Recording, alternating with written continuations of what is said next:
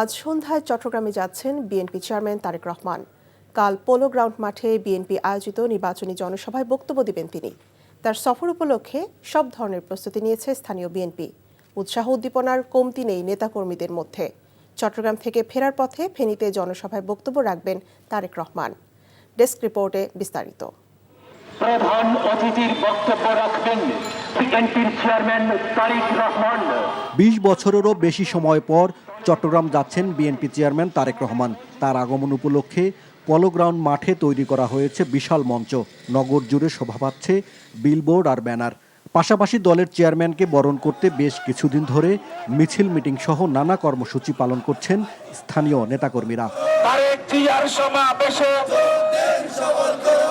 দলের বাইরেও বিপুল সংখ্যক সাধারণ মানুষ এই জনসভায় যোগ দিবেন বলে জানিয়েছেন বিএনপি নেতারা।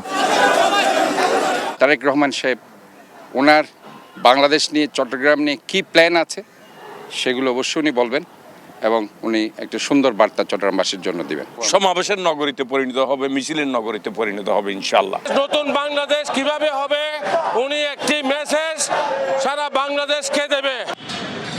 চট্টগ্রাম থেকে ফেরার পথে ফেনী সরকারি কলেজ মাঠে নির্বাচনী জনসভায় বক্তব্য রাখবেন তারেক রহমান। জনসভায় ফেনী ও এর আশপাশের জেলা বিএনপির নেতাকর্মীরা যোগ দিবেন। ওনার মাতা যেভাবে চেষ্টা করছেন, আমার বলা লাগবে না, উনি নিজেই ফেনীর উন্নয়ন সম্পর্কে খুব সচেতন থাকবেন। আমরা ওনাকে বলেছি যে আপনি ওপেনলি আর মায়ের জেলা এবং এই দেশের জন্য কি করবেন, ওনার মুখেই শুনবেন। আগামী 12 তারিখে নির্বাচন, সবকিছু মিলেই আগামীকালকের যে জনসভা, ইনশাল্লাহ সেটা জনসমুদ্রের রূপ নেবে। ওয়ালিউল্লাহ অলি, এনটিভি নিউজ ডেস্ক।